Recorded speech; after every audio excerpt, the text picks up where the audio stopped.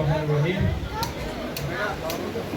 ঢাকা উত্তর সিটি কর্পোরেশনের অঞ্চল 4-এ জলাবদ্ধতা দূরীকরণে ড্রেনেজ ইমপ্রুভমেন্ট শীর্ষ কাজের আওতায় কল্যাণপুর খাল, যেটা মিরপুর বাজার রোড হতে তোলারবাগ হয়ে গাবতলী মেইন পর্যন্ত যে খনন কাজ আছে, সেই উদ্বোধনী অনুষ্ঠানে আজকের প্রধান অতিথি মাননীয় প্রশাসক ঢাকা উত্তর সিটি কর্পোরেশন জনাব শফিকুল ইসলাম খান মিথুন স্যার, মঞ্চে উপবিষ্ট সিটি কর্পোরেশনের কর্মকর্তাবৃন্দ এবং উপস্থিত এলাকার গণ্যমান্য নেতৃবৃন্দ এবং এলাকাবাসী, শুভ অপরাহ্ন এবং আসসালামু আলাইকুম। আপনারা সবাই কেমন আছেন?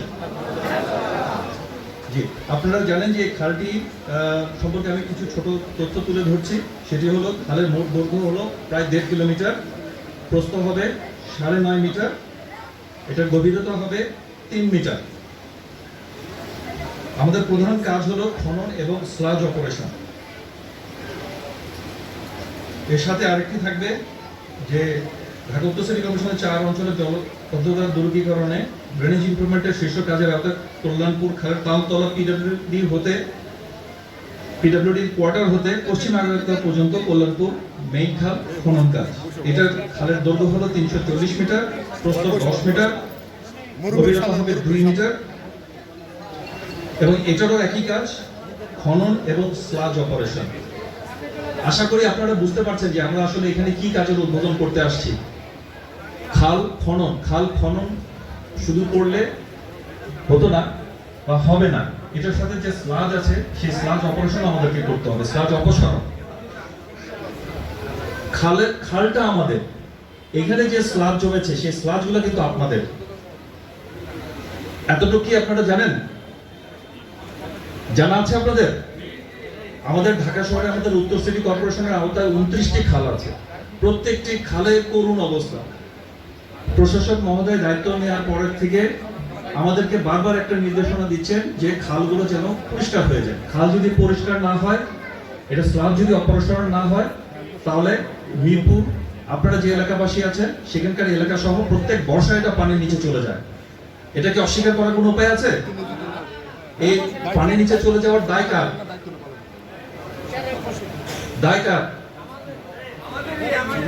আমাদের।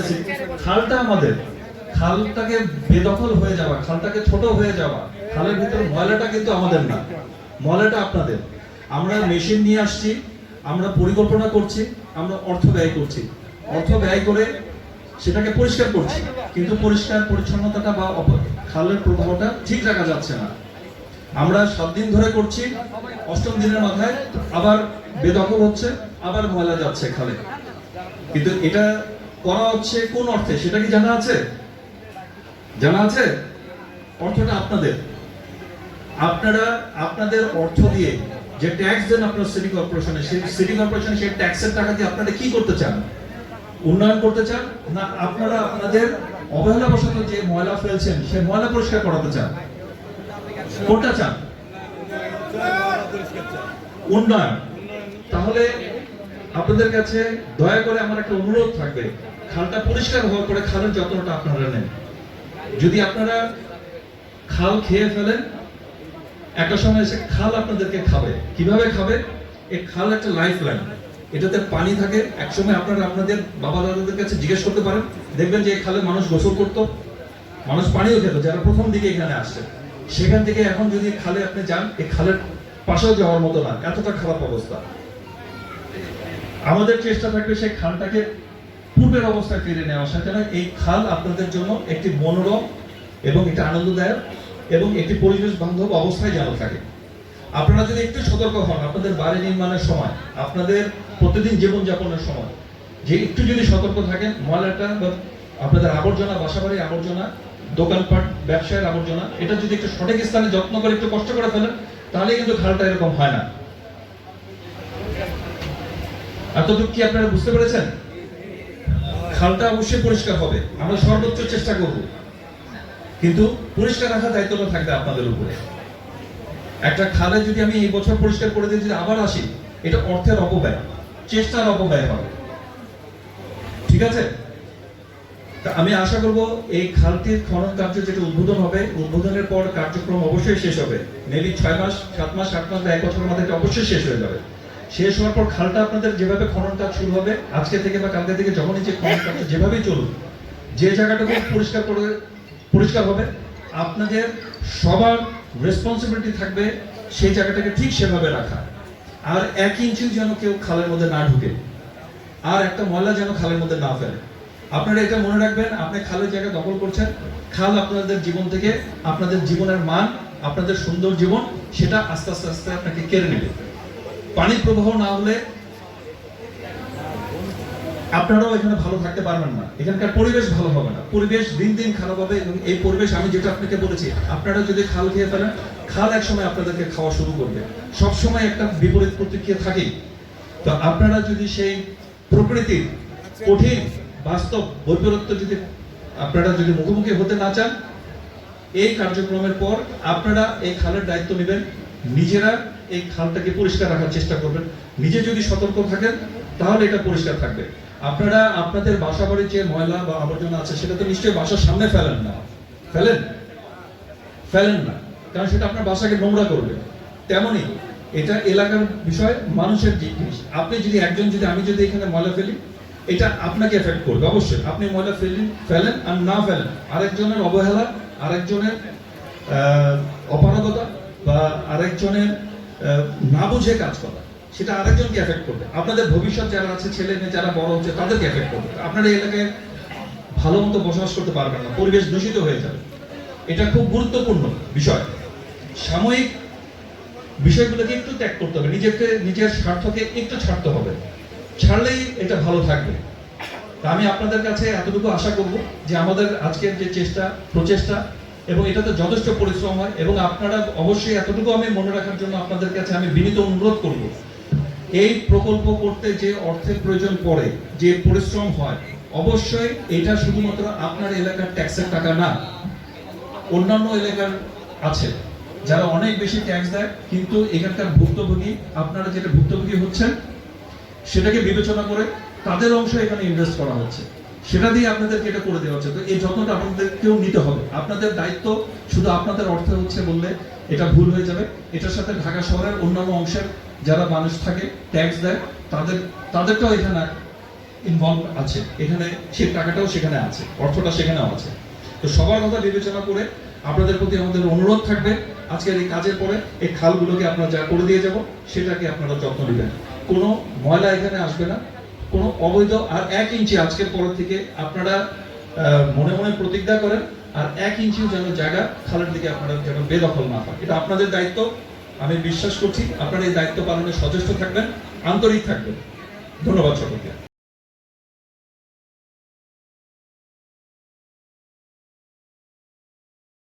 ইশতেহারে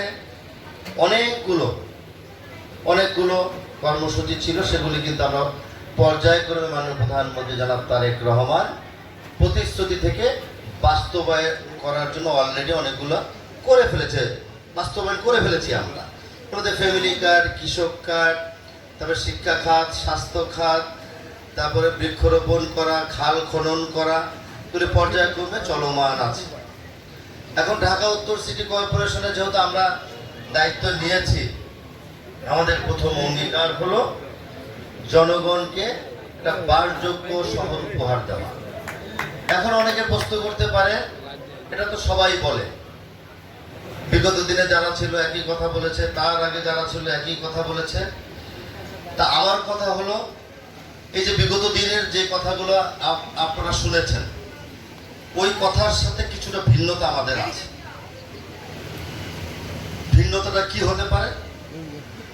আগে বাংলাদেশের রাজনৈতিক পরিবেশ ছিল একটা ভিন্ন রূপে, এটা সবাই জানে। ফ্যাসিজমের আমলে যে যার মতো করেছে, যে যার মতো চলেছে, যা বলেছে সেটাই আইন কানুনের কোনো বালাই নেই।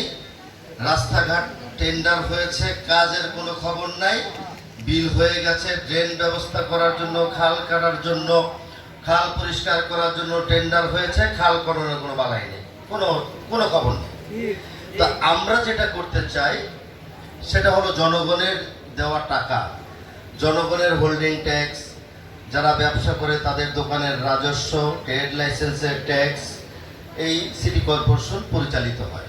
অর্থাৎ সম্পূর্ণ জনগণের টাকা দিয়ে সিটি কর্পোরেশনের আয়ের উৎস। তো এই টাকাটা ভালোভাবে কাজের বিনিময়ে আমরা এটাকে খরচ করি।